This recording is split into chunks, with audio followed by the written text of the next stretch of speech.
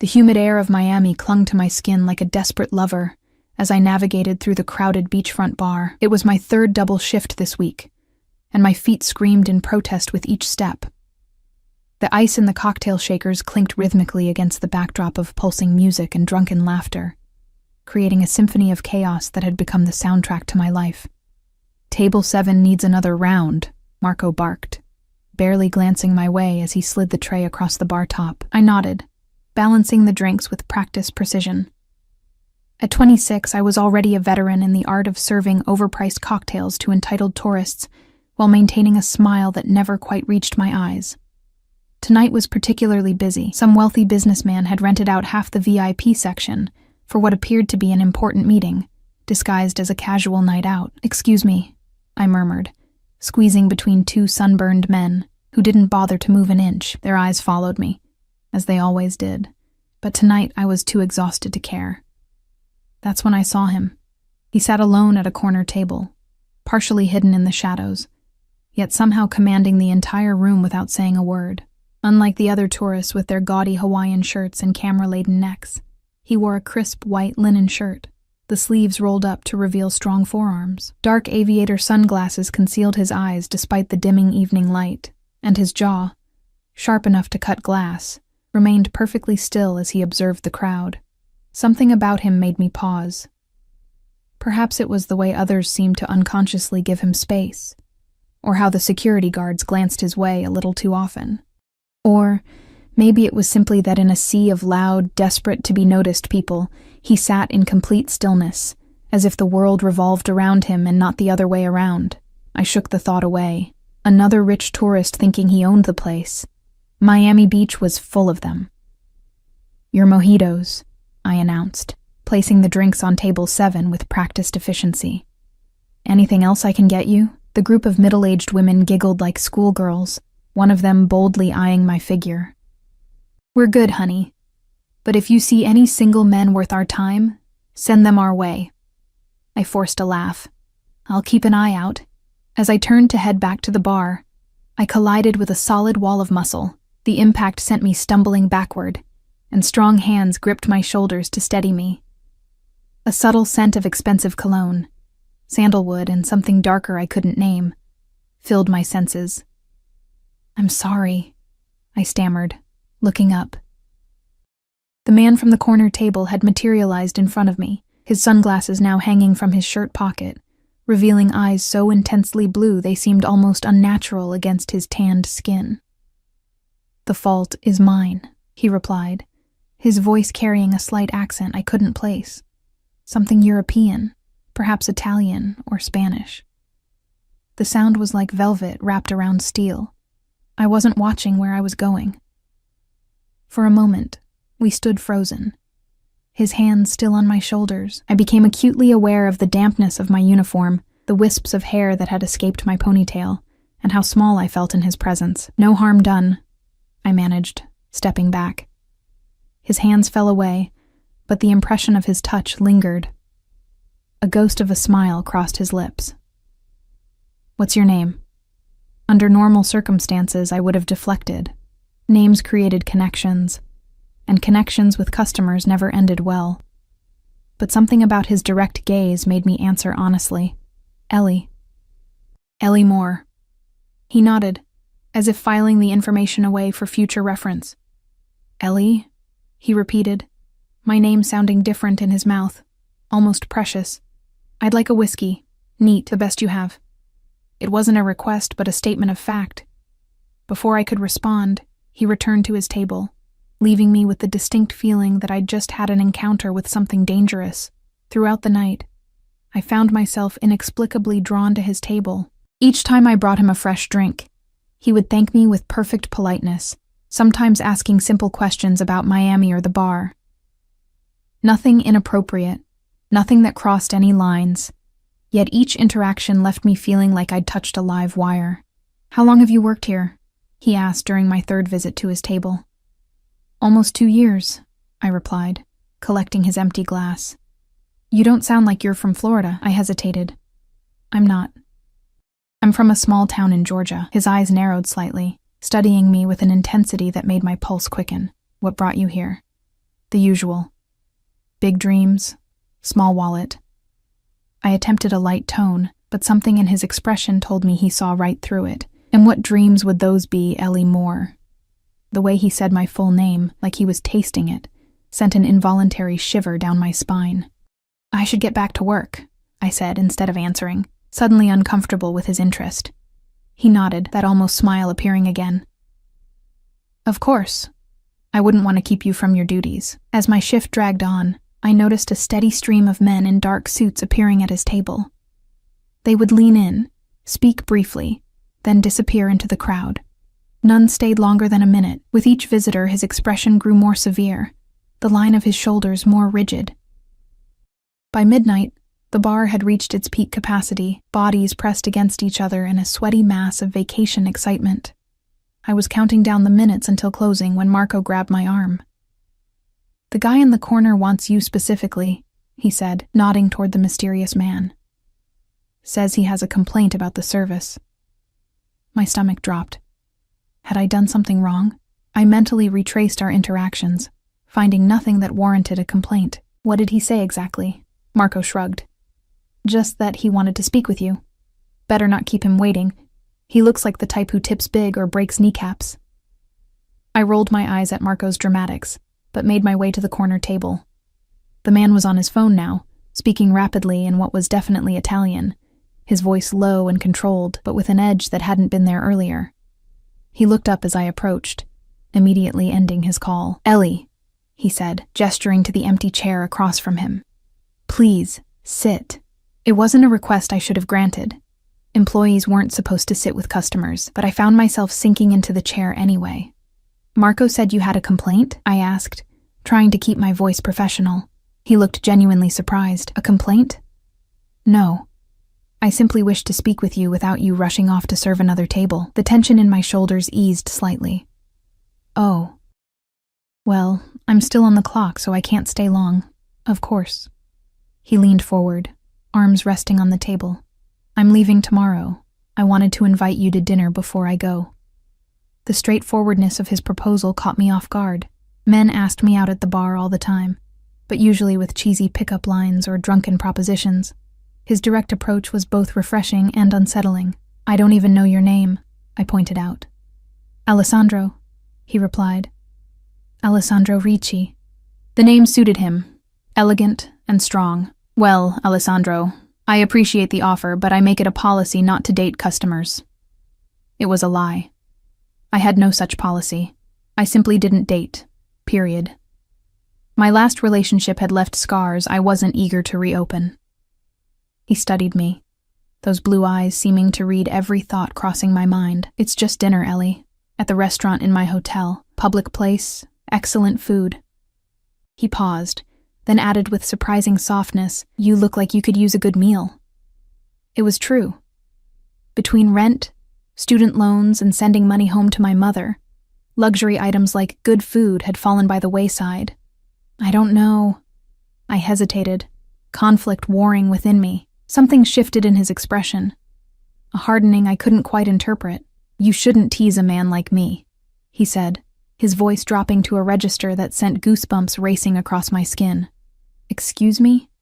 "The looks you've been giving me all night," he clarified. "If you're not interested, that's fine. But don't play games you don't intend to finish." Heat flooded my cheeks. Had I been staring? Perhaps. But the accusation stung nonetheless. "I haven't been—" "Ellie." Marco's voice cut through my denial. "Phone call for you. Says it's an emergency." My heart plummeted. Only one person had this number for emergencies. "I have to take this," I said, standing abruptly. Alessandro nodded once, his expression unreadable. "Of course." I rushed to the phone, my hands trembling as I picked up the receiver. "Hello? Mom?" My mother's tear-filled voice confirmed my fears. "Ellie, honey, it's happened again. The bank, they're saying they're going to foreclose if we don't make a payment by the end of the week." The room seemed to tilt. "How much do they need?" She named a sum that might as well have been $1 million for all my ability to produce it. "I'll figure something out," I promised, though I had no idea how. "Just hold on, okay? I'll call you tomorrow." After hanging up, I leaned against the wall, closing my eyes against the threat of tears. When I opened them, Alessandro stood before me, concern etched into his features. "Bad news?" he asked quietly. I straightened, wiping at my eyes. "Nothing I can't handle." He studied me for a long moment, then reached into his pocket and extracted a business card. "My dinner invitation stands. 7 o'clock tomorrow at the Setai. Ask for me at the host stand." He pressed the card into my palm, his fingers warm against mine. "No strings attached, Ellie. Just dinner." Before I could respond, he turned and left, cutting through the crowd with effortless authority. People instinctively moved out of his path, like water parting before the bow of a ship. I looked down at the card in my hand. It was heavy, cream-colored stock, with only his name and a phone number embossed in dark blue. No company, no title, just Alessandro Ricci. As I tucked the card into my pocket, a chill ran down my spine. A premonition, perhaps, of how that simple piece of paper would change everything. I didn't know then that Alessandro Ricci was not just a wealthy tourist, but the head of one of Italy's most powerful crime families. I didn't know that his interest in me wasn't coincidental, and I certainly didn't know that by the end of the week, I would belong to him. A payment for a debt I didn't even know existed. All I knew, as I watched his broad shoulders disappear through the exit, was that despite every warning bell clanging in my head, I would be at that restaurant tomorrow night. And somehow, I suspected he knew it too. The next day crawled by with excruciating slowness. I called my mother in the morning, assuring her that I was working on a solution to our financial problems, though I had no real plan. I picked up an extra lunch shift at the bar, pocketing the meager tips with grim determination. By the time I returned to my cramped studio apartment to prepare for dinner with Alessandro, I was exhausted but resolute. Standing before my closet, I surveyed my limited options. Most of my clothes were practical: jeans, t-shirts, the black uniform for the bar, nothing suitable for a restaurant at the Setai, which was one of Miami's most exclusive hotels. After much deliberation, I settled on a simple navy blue dress I'd worn to a college friend's wedding 2 years ago. It wasn't particularly fashionable, but it was the best I had. As I applied a light layer of makeup, I lectured myself sternly in the mirror. This was just dinner. I would be polite, enjoy an expensive meal I couldn't otherwise afford, and then never see Alessandro Ricci again. No matter how magnetic his presence, no matter how those blue eyes seemed to see right through me, this was a one-time event. The Setai loomed before me like a modernist fortress, all sleek lines and muted elegance. I hesitated at the entrance, suddenly acutely aware of my second-hand dress and scuffed shoes. The doorman, however, greeted me with practiced politeness, ushering me into a lobby that whispered of old-world luxury. "I'm here to meet Alessandro Ricci," I told the maitre d', my voice smaller than I intended. The effect of the name was immediate. The man's expression shifted from professional detachment to keen interest. "Miss Moore?" he inquired, and when I nodded, he continued, "Mr. Ricci is expecting you. Please, follow me." I was led not to the main dining room, but to a private terrace overlooking the ocean. The setting sun painted the sky in dramatic strokes of orange and purple, casting a golden glow over the single table set for two, and there, standing at the balustrade with his back to me, was Alessandro. He turned as I approached, and for a moment, I forgot to breathe. Gone was the linen shirt from the night before, replaced by a tailored charcoal suit that fit him with such precision it must have been made for him alone. His dark hair was swept back, emphasizing the sharp angles of his face, and those penetrating blue eyes assessed me with unmistakable appreciation. "Ellie," he said, stepping forward to greet me, "you came." There was a note of genuine pleasure in his voice that caught me off guard. Had he expected me to refuse? I said I would. I replied, unsure why I felt defensive. "So you did." He gestured to the table. "Please sit." I took the liberty of ordering champagne.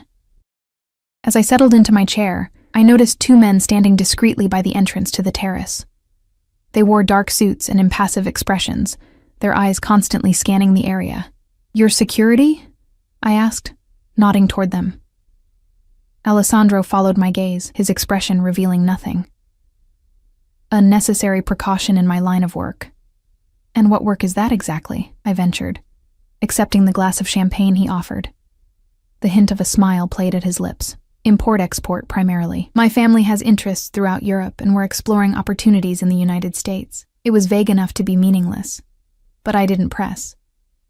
Something told me he wouldn't appreciate further questioning. "And you?" he asked, steering the conversation away from himself. "You mentioned big dreams when we spoke last night. What are they?" I took a sip of champagne, the bubbles dancing on my tongue. "Originally, I wanted to be a chef. I came to Miami for culinary school." His eyes sharpened with interest. "Originally? What changed?" The question probed at old wounds. "Reality," I said simply. "Tuition was more than I expected. I had to drop out after the first year when my mom got sick. Now I'm just trying to keep my head above water." A shadow passed over his features. "And the phone call last night? Another reality?" I looked away, uncomfortable with his perceptiveness. "My mother's house is being foreclosed on. The bank wants a payment by the end of the week." "How much?" The directness of the question startled me. "That's not... I didn't come here to talk about my problems." "How much, Ellie?" he repeated, more gently this time. I named the figure reluctantly, the same number that had kept me awake all night. He nodded thoughtfully, then reached into his jacket and extracted a sleek leather checkbook. Before I could process what was happening, he was writing with practiced efficiency. "What are you doing?" I asked, alarmed. He tore the check free and held it out to me. "Solving your problem." I stared at the check, at the amount written in bold, confident strokes. Exactly the sum I needed, plus a little more. Shock gave way to indignation. "I can't accept that," I said firmly, pushing his hand away. "I don't take charity, especially not from men I barely know." Alessandro didn't withdraw the check. "It's not charity. Consider it an advance." "An advance on what?" His gaze held mine steadily. "I need an assistant. Someone to help manage my affairs while I'm in the United States. The position comes with a generous salary and benefits." "An assistant," I repeated skeptically. "And you're offering this job to a bartender you met less than 24 hours ago?" "I'm offering it to a woman who clearly has potential beyond mixing drinks," he countered. "Someone intelligent, observant, and in need of an opportunity." The offer was tempting, so tempting my fingers itched to reach for the check. But the rational part of my brain screamed warnings. What would this job entail exactly? "Initially, you would accompany me to business meetings, take notes, help organize my schedule. As you learn more about the business, your responsibilities would increase accordingly." He paused. "The check is yours regardless of your decision about the job. Consider it a gesture of goodwill." I shook my head. "I don't accept money for nothing." A flash of admiration crossed his face. "Your integrity does you credit, Ellie. But I assure you, I never give anything for nothing." The ominous undertone in his words sent a shiver down my spine. But before I could respond, the first course arrived. The conversation shifted to lighter topics as we made our way through a meal more exquisite than anything I'd tasted since leaving culinary school. Alessandro proved to be a surprisingly engaging dinner companion, knowledgeable about food, art, and travel. He spoke of his home in Sicily with such vivid detail that I could almost smell the lemon groves and feel the Mediterranean breeze. "You should see it someday," he said, watching me over the rim of his wineglass. "Sicily in spring is like nowhere else on earth."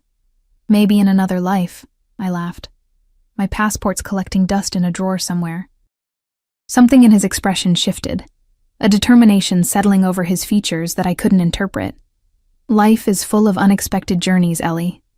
As dessert was cleared away, I realized with a start that we'd been talking for nearly 3 hours. The sky had darkened to a deep indigo, stars visible despite the city lights. "I should go," I said reluctantly. "I have an early shift tomorrow." Alessandro nodded, though he made no move to call for the check. "Have you considered my offer, the job?" In the pleasant haze of good food and better conversation, I'd almost forgotten. "I'm still not sure. Let me drive you home," he suggested. "We can discuss the details on the way." Warning bells clanged in my head. Getting into a car with a man I barely knew, no matter how charming, was not something I typically did. But then again, nothing about this evening had been typical. "I can take a cab," I insisted. "At this hour? In this city?" He shook his head. "I would not be a gentleman if I allowed that." Before I could argue further, he was guiding me toward the elevator, his hand resting lightly at the small of my back. The touch was respectful, yet somehow possessive, sending a confusing mixture of alarm and excitement through me. A sleek black car with tinted windows waited at the hotel entrance. One of the security men I'd noticed earlier held the door open for us, his expression remaining carefully neutral as I slid into the plush leather back seat. Alessandro followed, sitting close enough that I could feel the heat radiating from his body. "Your address?" he prompted as the driver started the engine. I hesitated, then gave him directions to my apartment building in a neighborhood that would clearly not impress him. As we pulled away from the hotel, I noticed a second black car following closely behind. "More security?" I asked, nodding toward the tailing vehicle. Alessandro's expression remained impassive. As I said, a necessary precaution. For an import-export businessman? He turned those penetrating blue eyes on me.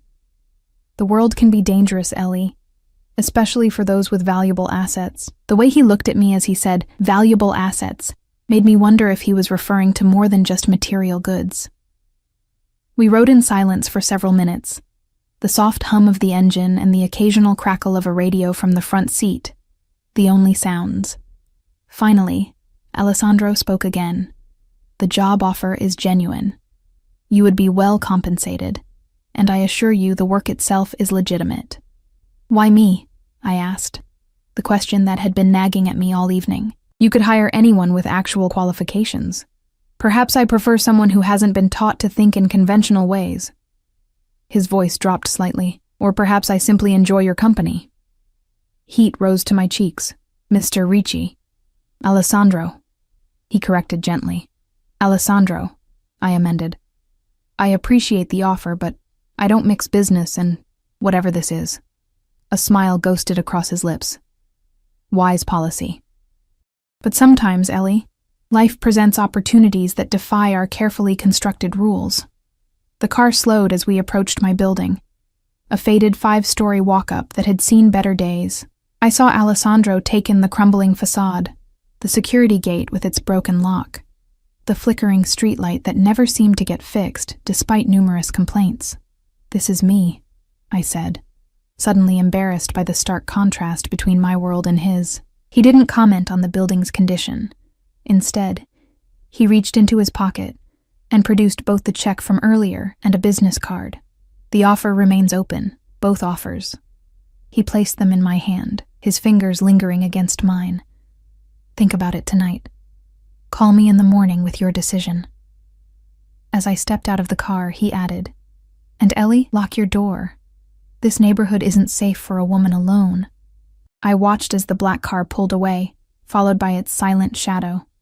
Only when they disappeared around the corner did I look down at the items in my hand.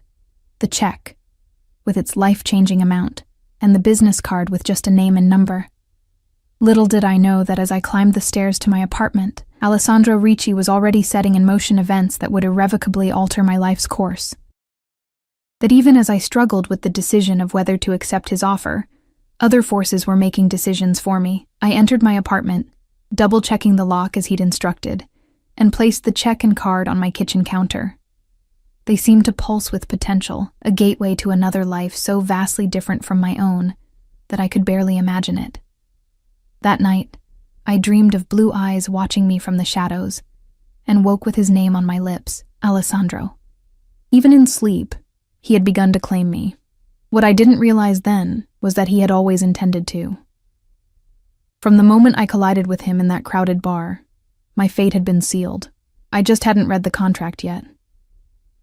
Morning came with no clarity. I stared at the check and business card while sipping cheap instant coffee, weighing my options. The sensible part of me knew I should tear up both, call my mother, and figure out another solution. But every time I reached for the paper, I hesitated, Alessandro's words echoing in my mind. I never give anything for nothing. What exactly would I be giving in return? My phone rang, startling me from my thoughts. It was Marco from the bar. "Ellie, don't come in today," he said without preamble. "What? Why?" "I'm scheduled for a double." His voice lowered conspiratorially. "That guy you were talking to last night? Do you have any idea who he is?" My pulse quickened. He said his name is Alessandro Ricci. He works in import-export. Marco's laugh held no humor. "Import-export, right? Listen, some guys came by this morning asking about you. Serious guys in expensive suits. They didn't say much, but they made it clear you're to be given time off if you need it." A chill ran through me. "What do you mean, asking about me? They wanted to know how long you've worked here, if you're reliable, that sort of thing.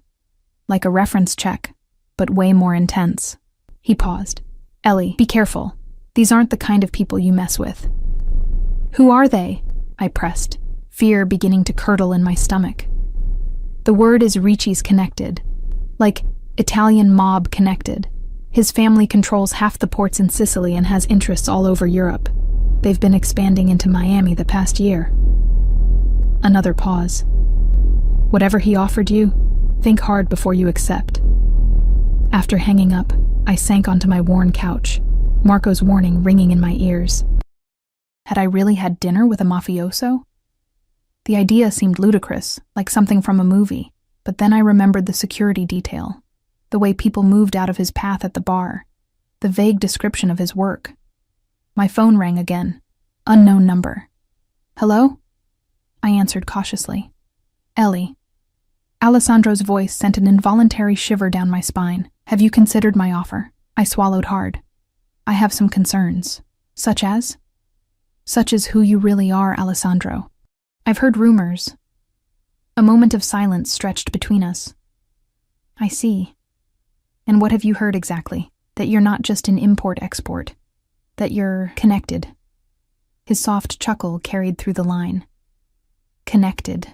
An interesting choice of words. Would it change your decision if I confirmed these rumors? The directness of his response caught me off guard. I had expected denials, not this calm acknowledgement. "I don't know," I answered honestly. "I don't know anything about that world. Perhaps that's why I find you refreshing, Ellie. Your perspective is unclouded." His tone shifted, becoming more businesslike. "I won't insult you with lies. My family has interests that extend beyond conventional business, but what I'm offering you is legitimate work." I clutched the phone tighter. "And if I say no, then you say no. The check is still yours, no strings attached. You'll never hear from me again." He paused. "But I don't think that's what you want." Was he right? The thought of never seeing him again created an unexpected hollow feeling in my chest. What did that say about me? "I need time to think," I said finally. "Of course. But don't take too long. I leave for New York tomorrow morning." After we disconnected, I paced my small apartment, weighing options that all seemed equally impossible. Accept money from a man who might be in the mafia. Turn down the only solution to my mother's foreclosure. Take a job that could lead anywhere, or nowhere good. My decision came not from careful deliberation, but from the harsh ring of my phone. My mother, voice cracking with tears, telling me the bank had moved up the deadline. Payment by tomorrow or eviction proceedings would begin immediately. With shaking hands, I dialed Alessandro's number. "I'll take the job," I said, when he answered. No preamble necessary. "I thought you might." The satisfaction in his voice should have alarmed me. "Pack a bag. My driver will collect you in an hour." "An hour? Where am I going?" "New York with me. We have business there for a few days." Panic flared. "I can't just leave. I have..." "Your shift at the bar? Already handled. Your rent? I've arranged for it to be paid through the end of the month. Your mother's situation? The check will be deposited electronically today." His tone brooked no argument. 1 hour, Ellie. Pack for cool weather." He hung up before I could respond, leaving me staring at my phone in disbelief. The speed with which he had dismantled every obstacle terrified me almost as much as it impressed me. What kind of power did this man wield that he could rearrange my life with a few phone calls? Exactly 1 hour later, a knock came at my door. The same driver from last night stood in the hallway, expressionless as he took my hastily packed suitcase. He led me to the now familiar black car where, to my surprise, Alessandro waited in the back seat. "I wasn't expecting you to come personally," I said as I slid in beside him. He studied me with those piercing blue eyes. Your first day working for me, Ellie. I wanted to ensure you were comfortable with the arrangement. I wasn't, not remotely, but I nodded anyway. As the car pulled away from my building, I felt a strange sense of leaving more than just my apartment behind. I was crossing a threshold into a world I didn't understand, with rules I didn't know. Alessandro handed me a slim leather folio. Your employment contract. Review it during the flight. Flight? I echoed weakly. His lips curved into that almost smile. Did you think we were driving to New York? Of course we weren't. Nothing in Alessandro Ricci's world moved at normal speed or operated by normal rules. Within 2 hours of his phone call, I found myself boarding a private jet at Miami International Airport, my $20 suitcase looking woefully out of place against the aircraft's luxurious interior. Make yourself comfortable, Alessandro instructed, gesturing to one of the cream leather seats. The flight is just under 3 hours. I sank into the indicated seat, overwhelmed by the rapid changes. A flight attendant, because of course a private jet had its own attendant, offered me champagne, which I declined in favor of water. My head needed to stay clear. As we took off, I opened the contract. The terms were both better and more restrictive than I'd anticipated. The salary was staggering, more than 10 times what I made at the bar. Housing would be provided as needed. Health insurance, retirement plan, even a clothing allowance were all included. But the confidentiality clauses were extensive, and the termination terms heavily favored the employer. Questions? Alessandro asked, watching me from his seat across the small aisle.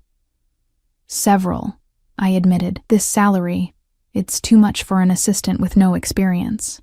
It's appropriate for the level of discretion and flexibility required. He leaned forward slightly. I expect absolute loyalty, Ellie. That's what I'm paying for. The intensity in his gaze made me shift uncomfortably. And if I can't provide that, then this arrangement will end, and you will return to your previous life, minus any benefits you've received. His tone was matter of fact, but I don't think it will come to that. You strike me as someone who honors her commitments. I was. That had always been my problem. I stuck with things, with people, long after I should have walked away, like my ex-boyfriend, whose gambling habit had drained my savings and left me with nothing but trust issues and a wariness of men who made big promises. There's something else, Alessandro continued, interrupting my thoughts. Something not in the contract. My stomach tightened. What? The nature of my business means I occasionally attend social functions where arriving with a companion is expected. As my assistant, you would accompany me to these events. As your date? I clarified, frowning. As my colleague.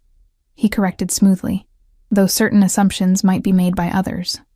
I understood the implication. You want people to think we're involved. He shrugged elegantly. What people think is their business. What matters is that you conduct yourself appropriately and represent my interests.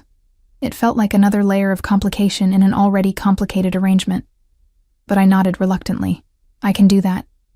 Alessandro studied me for a long moment, then seemed satisfied. Sign the contract, and we'll consider it settled. With a deep breath, I signed my name on the indicated line, feeling vaguely like I was signing away more than just my employment status. Alessandro took the contract, signed his own name with a flourish, and tucked it back into the folio. Welcome to Ricci Enterprises, Ellie Moore. New York greeted us with steel-gray skies and a bitter wind that cut through my thin Miami jacket, like it wasn't even there. Another black car waited on the tarmac, whisking us directly from the plane to what Alessandro informed me was his Manhattan apartment. Apartment, it turned out, was a modest term for what was essentially a penthouse occupying the top 2 floors of a sleek high-rise in Tribeca. Floor-to-ceiling windows offered spectacular views of the city, while the interior featured a minimalist design in cool tones of gray, white, and blue. You'll stay here during our time in New York, Alessandro informed me, leading me through the space. Your room is upstairs, second door on the right. Take some time to settle in and change. We have dinner reservations at 8. Dinner? With whom? I asked, trying to keep up with the rapid pace of events. Business associates, he replied vaguely. Wear something appropriate. If you don't have suitable attire, there are options in your closet. Before I could question this presumptuous preparation, He disappeared into what I assumed was his office, leaving me to find my own way upstairs. The room designated as mine was larger than my entire Miami apartment, with a king-sized bed and its own marble bathroom. And true to his word, the walk-in closet contained not just empty hangers, but a selection of dresses, all exactly my size, with price tags that made me gasp. Designer names I'd only seen in magazines hung before me, along with shoes, handbags, and even lingerie still in its packaging. Unnerved by this level of preparation, how long had he been planning this? I showered quickly and selected the most conservative of the dresses, a black sheath with a modest neckline and hem that fell just below the knee. Paired with simple heels and minimal jewelry from my own meager collection, I hoped I looked professional rather than like what I feared others would assume, a rich man's plaything. When I descended the stairs, Alessandro was waiting in the living room, now dressed in a different suit that fit him with the same impeccable precision as the one from dinner. His eyes traveled over me, expression unreadable. "The dress suits you," he said finally. "Did you personally select it?" I asked, unable to keep a hint of accusation from my voice. He shook his head. "I gave specifications to my housekeeper. She handled the details. Somehow, that didn't make me feel better." "Specifications? Size, style, appropriate for business functions. Nothing more personal than that, if that's your concern." He checked his watch. "We should go. The car is waiting." The restaurant was another exercise in opulence, old-world elegance with modern touches, where waiters moved like silent shadows and wine was poured from bottles without labels. Our dining companions, a trio of middle-aged men with hard eyes and expensive watches, greeted Alessandro with a mixture of respect and wariness that spoke volumes about their relationship. They cast curious glances my way, as Alessandro introduced me simply as my new assistant, Miss Moore. I felt their assessments like physical touches, categorizing me, measuring my potential threat or value. One of them, a heavy-set man with salt and pepper hair, lingered over my hand a moment too long when we shook, his gaze openly appreciative. "Where did you find such a beautiful assistant, Alessandro?" he asked in heavily accented English. "Not in New York, certainly. We would have noticed her before. Miss Moore is from Georgia," Alessandro replied coolly, "and she is here to work, Vincenzo, not to be admired like a painting." Vincenzo laughed, releasing my hand. "Always so serious, our Alessandro, but you cannot blame a man for appreciating beauty when he sees it. Throughout dinner, I observed more than I participated. The conversation flowed between English and Italian, often switching mid-sentence when the topic grew more sensitive. I noted how Alessandro controlled the discussion with subtle gestures and carefully chosen words, never raising his voice yet somehow dominating every exchange. They were discussing shipping routes and import regulations, seemingly legitimate business concerns. But undercurrents of something else ran beneath the surface, references to protection, to competing interests, to making examples. Nothing explicitly illegal was mentioned, yet I had the distinct impression that the true conversation was happening in code.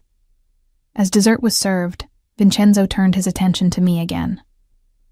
"And what did you do before becoming Alessandro's assistant, Miss Moore? You don't strike me as the typical executive secretary." Before I could answer, Alessandro interjected smoothly. "Miss Moore was a chef.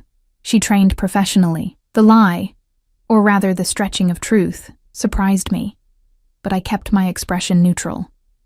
"A chef," Vincenzo exclaimed. "How marvelous. You must cook for us sometime." "Perhaps," I murmured noncommittally. Alessandro's hand settled on the back of my chair, not quite touching me but establishing a clear boundary. "Miss Moore's culinary talents are reserved for select occasions, Vincenzo.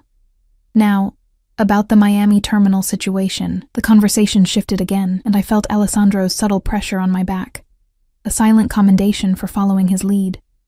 The remainder of the dinner passed in similar fashion, with business discussions interspersed with personal inquiries that Alessandro deftly deflected. When we finally returned to the penthouse, I was exhausted from the tension of maintaining a facade I didn't fully understand. "You did well," Alessandro said, as we entered the living room. "Better than I expected for your first night." "What exactly was I doing?" I asked, slipping off the painful heels with relief. Besides acting as window dressing? His expression hardened slightly at my tone. You were observing, learning. Those men are important to our operations in New York. How they perceive you affects how they perceive me. And how should they perceive me? I challenged, too tired for caution. Alessandro stepped closer, his presence suddenly overwhelming in the dimly lit room. As someone of value to me, someone under my protection, his voice dropped lower. Someone who belongs to me. The possessiveness in his words sent a conflicting wave of alarm and excitement through my body. I don't belong to anyone, I said, but my voice lacked conviction. He reached out, his fingers barely grazing my cheek. Don't you, Ellie? You signed a contract. You accepted my money. You're wearing clothes I provided, sleeping in a bed I own, eating food I pay for. His eyes held mine, inescapable. In my world, that creates certain obligations. I stepped back, needing distance from his magnetic pull. The contract was for employment, not ownership. There are many kinds of contracts, Ellie. Some written, some understood. He moved toward the stairs, pausing at the bottom. Rest well. Tomorrow will be a busy day. As he disappeared upstairs, I sank onto the couch, my mind racing. What had I gotten myself into? The lines between employer and something else entirely were already blurring, and it was only my first day. I didn't yet understand that Alessandro Ricci didn't believe in lines at all, only in what he wanted and how to get it.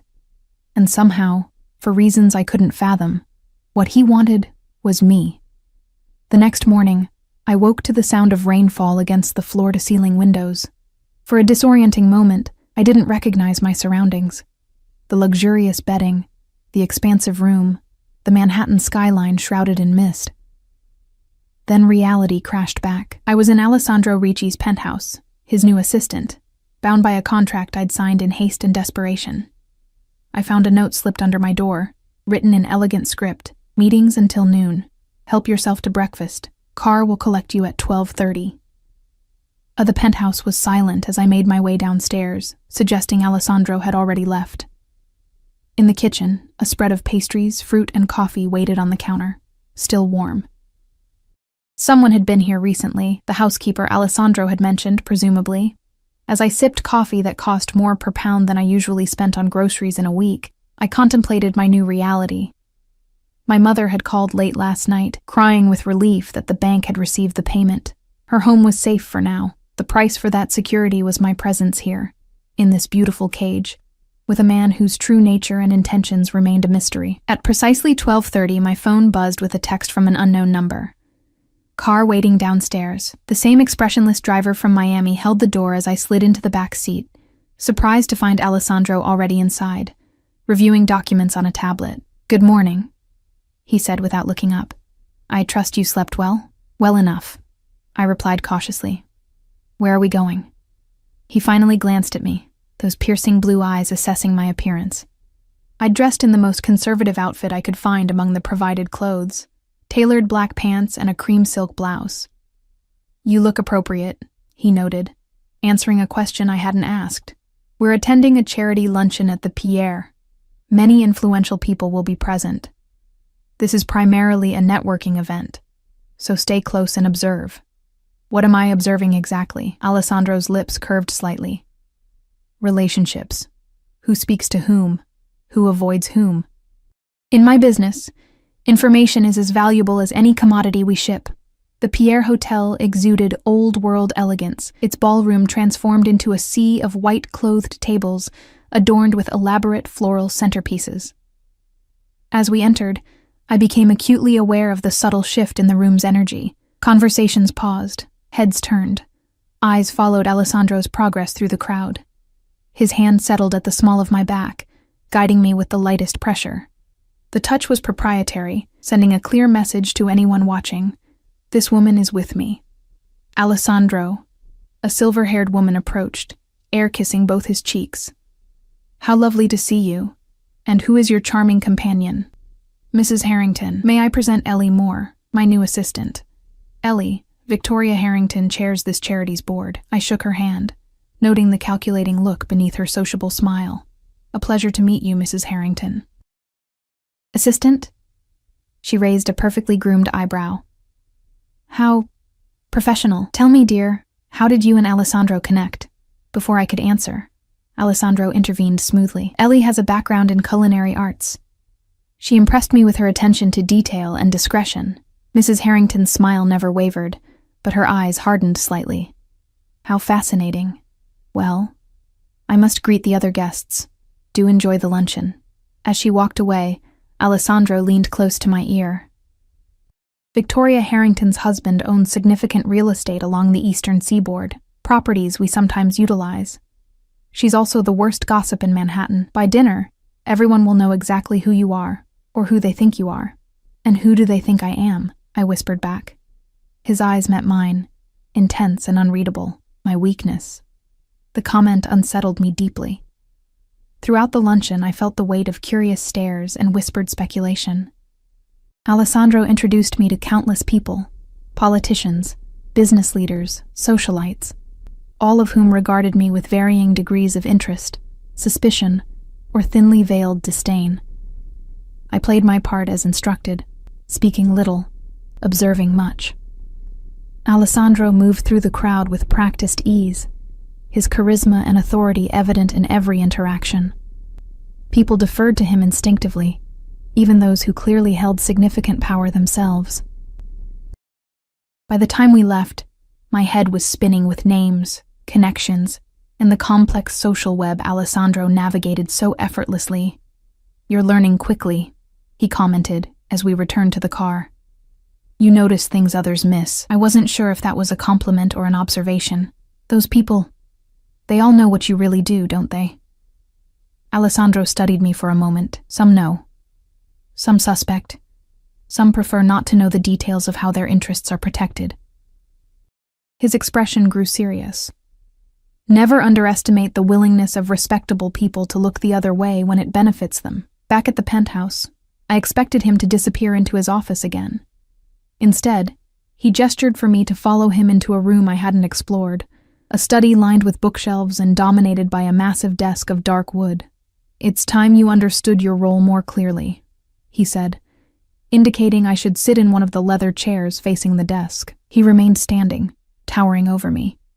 You've signed the contract. You've accepted the position. Now you need to know what that really means. My mouth went dry. I thought I was your assistant. You are. But in my world, that title encompasses more than administrative duties. He began to pace slowly. I'm the head of the Ricci family business. We control shipping routes throughout the Mediterranean and along the East Coast. We have interests in construction, waste management, and certain entertainment venues. I swallowed hard, recognizing the euphemisms. Illegal interests. Some activities fall into gray areas of legality, he acknowledged without emotion. My family has operated this way for generations. We provide services where traditional businesses cannot or will not. We protect those under our care. We maintain order. By threatening people? By hurting them? Alessandro stopped pacing, his gaze sharpening. Violence is a last resort, but yes, sometimes necessary. Does that frighten you? It should have. It absolutely should have sent me running for the door. Instead, I found myself oddly calm. What does this have to do with me? As my assistant, you'll be privy to sensitive information. You'll attend meetings where business is discussed openly. You'll see things that could be compromising. He leaned against the desk, bringing his face level with mine. Your loyalty is not optional, Ellie. It's the only thing keeping you safe. The threat was implicit, but clear. Are you saying I'm in danger? Not from me. His voice softened unexpectedly. Never from me. But my world has enemies, people who would use any perceived weakness against me. He reached out, his fingers brushing a strand of hair from my face. That's why they must believe you belong to me completely. It's the only way I can ensure your protection. The touch lingered, sparking an unwelcome heat that spread through my body. I pulled back slightly. I didn't ask for your protection. You did the moment you accepted my offer. His hand dropped, but his eyes held mine. There's no half measure here, Ellie. You're either entirely in my world or entirely outside it, and if you choose to leave now, you can never return to your old life either. It's too late for that. Fear and anger flared simultaneously. That sounds like a threat. It's reality. Alessandro straightened, his expression softening slightly. I don't want to frighten you. I want you to understand the situation clearly so you can make an informed choice. What choice? You just said I can't go back to my old life. You can't go back to Miami, to that bar. Too many people know you've connected with me, but I can arrange a new start for you elsewhere. New identity, new location, enough money to begin again. He paused. Or you can stay, fulfill your contract, and perhaps discover opportunities you never imagined possible. The offer of escape should have been tempting. It was what any sane person would choose, run from the dangerous man and his criminal empire. But some inexplicable pull kept me rooted in place. Why me? I asked again. The question that had haunted me since our first meeting. Out of all the people you could have chosen, why pick a random bartender from Miami? Something flickered in Alessandro's eyes. A hesitation, perhaps even vulnerability. That's a conversation for another time, he said finally. For now, I need your decision. Stay or go. But know this, if you stay, you're mine, Ellie. In every way that matters, the possessiveness in his voice should have repelled me. Instead, it sent a forbidden thrill down my spine. What kind of person did that make me? I'll stay, I heard myself say, the words emerging before I'd consciously decided. For now, at least, until I understand what this is really about. Relief flashed across his features, quickly masked by his usual controlled expression. A wise choice. He moved toward the door. We have a dinner engagement tonight, something more private than last night. Be ready at 7. After he left, I remained seated, trying to process the conversation. Alessandro had essentially admitted he was a crime boss, had implied I could be in danger, had all but claimed ownership of me, and still, I had agreed to stay. What did that say about me, or about him, that he could inspire such reckless disregard for my own safety? That evening found me in a black dress, more formal than anything I'd ever owned, seated across from Alessandro in a dimly lit restaurant so exclusive it had no sign outside. We were the only diners in a private room with walls of wine bottles and a single table set with crystal and silver. No business associates tonight? I asked as the sommelier poured a ruby-red wine into delicate glasses. No, tonight is about us. The simple statement hung in the air between us, weighted with implication. This was no business dinner. It was something dangerously close to a date. There shouldn't be an us, I said quietly. You're my employer. Alessandro's blue eyes reflected the candlelight. In my world, relationships aren't confined to convenient categories. He leaned forward slightly. Tell me something, Ellie. If we had met under different circumstances, if I were just a man and you just a woman, would you still feel this pull between us? The directness of the question took my breath away. Don't lie, he interrupted gently. Not to me. Never to me. I looked down at my plate, unable to meet his intense gaze. Yes, I admitted finally. I would still feel it. His hand covered mine on the table, warm and surprisingly gentle. Then perhaps fate has been kinder to us than you realize. That night changed everything. Over candlelight and wine, Alessandro revealed pieces of himself I hadn't expected to find. A childhood in Sicily spent more among books than people, a passion for classical music, a deep loyalty to family that bordered on reverence. He spoke of his father's death 5 years ago, and the weight of responsibility that had fallen to him as the eldest son. I never wanted this life, he confessed, swirling the last of his wine. I studied architecture at university. I had dreams of building, of creating something lasting. What happened? I asked, genuinely curious about the path that had led him to become the man across from me. A shadow crossed his face. My father was murdered by a rival family. There was no choice after that. Blood demands blood. The casual way he referenced violence should have horrified me. Instead, I found myself reaching across the table to touch his hand. I'm sorry about your father. His fingers curled around mine, the simple contact sending electricity through my veins. You have a gentle heart, Ellie. It's why I... He trailed off, releasing my hand. It's getting late. We should return. The ride back to the penthouse was charged with unspoken tension. Alessandro sat closer than necessary, his thigh occasionally brushing against mine with the car's movement. Each accidental touch felt deliberate, provocative. In the elevator up to the penthouse, he finally broke the silence. I wasn't entirely honest with you before. My pulse quickened. About what? About why I chose you. The elevator doors opened to the private foyer of his apartment, but he made no move to exit. It wasn't random, Ellie. Nothing in my life is random. Before I could question him further, he stepped out, holding the door for me.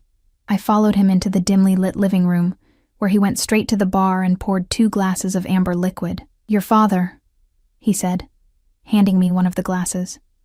Did he ever mention someone named Paolo Ricci? I froze, the glass halfway to my lips. My father died when I was 3. I barely remember him. Alessandro nodded, as if confirming something to himself.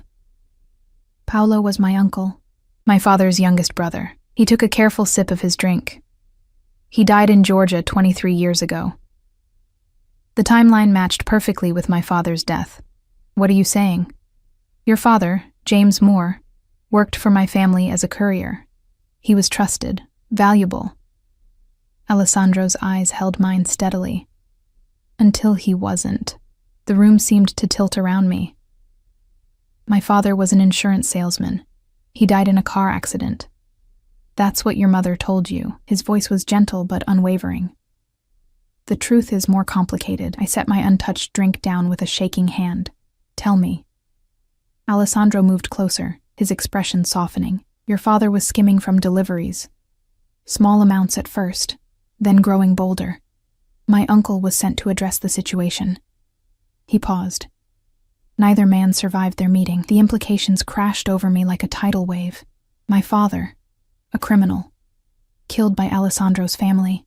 My entire understanding of my past suddenly revealed as fiction. You've known who I was all along, I whispered, backing away from him. This wasn't about my mother's house or needing an assistant. This was about... what? Revenge? He caught my wrist, preventing my retreat. If I wanted revenge, Ellie, I wouldn't have pulled you out of that bar into a better life. I wouldn't have protected you. I would have destroyed you. Then why? I demanded, trying unsuccessfully to pull free of his grip. Why seek me out after all these years? His thumb traced circles on my inner wrist, the gentle motion at odds with the intensity of his gaze. Because the moment I saw your photograph in the file, I knew I had to meet you. And when I did, when I saw you moving through that crowded bar with such quiet dignity despite everything life had thrown at you, I knew you were meant to be mine.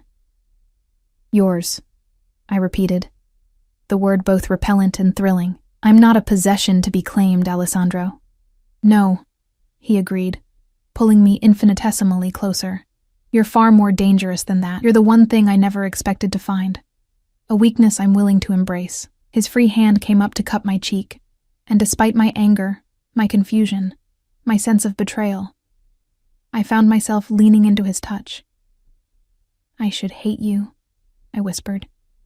Perhaps you should, he acknowledged, his face now inches from mine, but you don't. His lips met mine with surprising gentleness, a question rather than a demand, and God help me, I answered, my body betraying all rational thought as I melted into him, my hands finding their way to his shoulders, his chest, the solid warmth of him anchoring me in a world suddenly turned upside down.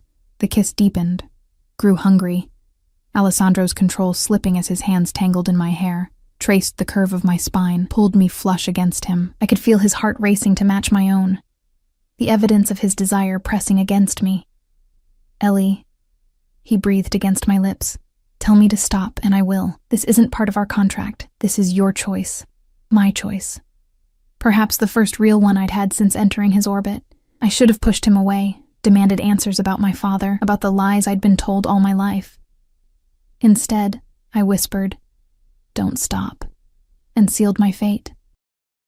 What followed was a revelation, Alessandro lifting me effortlessly, carrying me up the stairs to his bedroom, a sanctuary of masculine elegance I hadn't yet seen, his hands reverent on my skin as he undressed me, his eyes darkening with desire as he took in every inch revealed.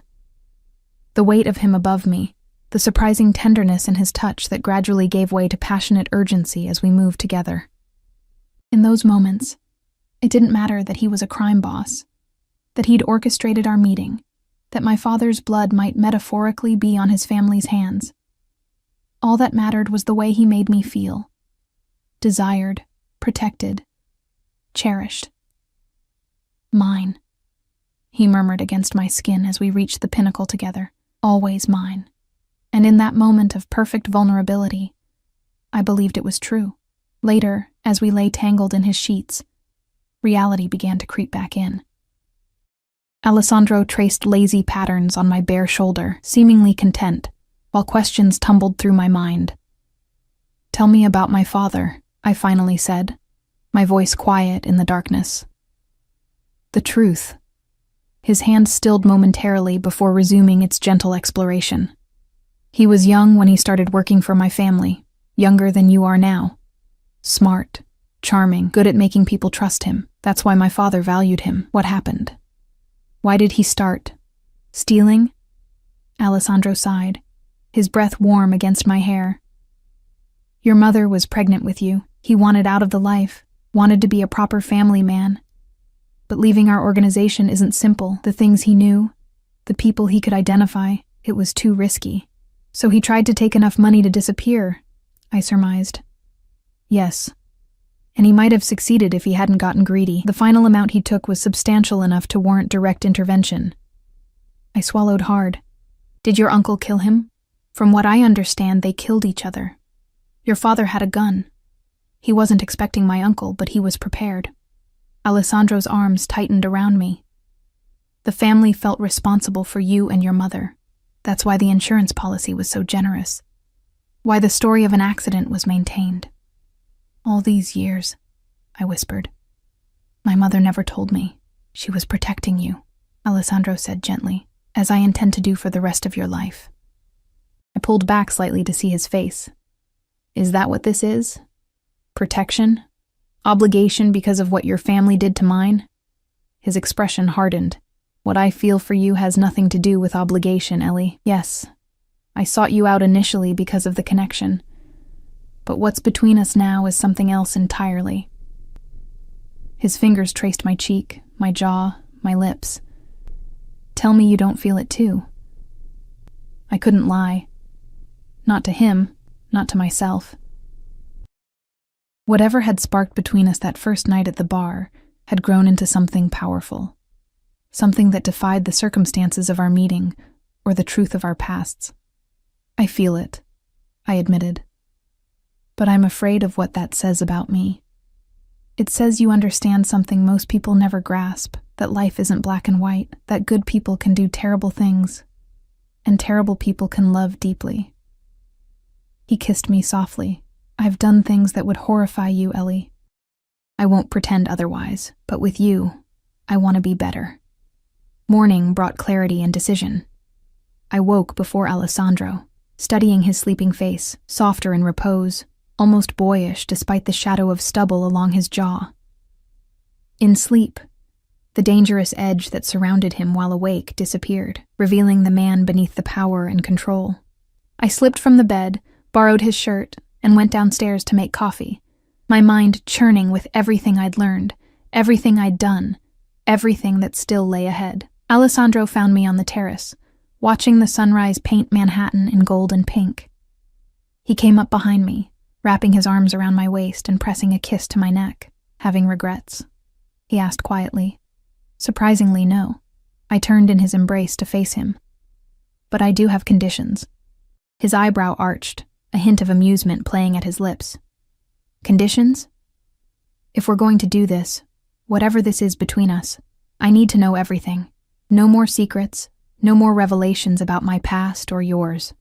I met his gaze steadily, "and I won't be involved in anything illegal. I'll be by your side, but my hands stay clean." Alessandro considered me for a long moment, then nodded. "Agreed. Though you should know, I've been working to legitimize our business interests. It's a long process, but necessary for the future I envision." "What future is that?" He smiled, a genuine smile that transformed his face. One where the Ricci name is associated with shipping empires and real estate holdings, not whispered in fear. One where I can take my wife to dinner without armed guards. His hand cupped my cheek. One where our children grow up without the weight of a criminal legacy. You're getting rather ahead of yourself, I said, though my heart raced at his words. I'm a man who plans for the long term, Ellie. His eyes held mine, serious and sincere. From the moment I saw you, you were part of those plans. 6 months later, I stood on the terrace of Alessandro's villa in Sicily, watching the Mediterranean glitter under the setting sun. The scent of lemon blossoms filled the air, exactly as he had described that night in Miami. In the distance, I could hear the sounds of final preparations for tomorrow's event, our wedding. A small affair by Ricci standards, but still grander than anything I could have imagined for myself a year ago. Alessandro appeared beside me, slipping an arm around my waist. Having second thoughts, soon to be Mrs. Ricci, I leaned into him, marveling at how naturally we now fit together. Not about you. Never about you. He kissed me, tender and possessive all at once. You shouldn't tease a man like me, he murmured against my lips, echoing words from our earliest days. I'm not teasing, I replied, smiling up at him. I'm making a promise. As the sun sank below the horizon, casting the world in shades of gold and shadow, I knew I had found my place, not as Alessandro's possession, but as his equal, his partner, his heart. Our beginning might have been built on secrets and manipulation, but our future would be founded on something stronger: truth, trust, and a love powerful enough to transcend the darkness of our shared past.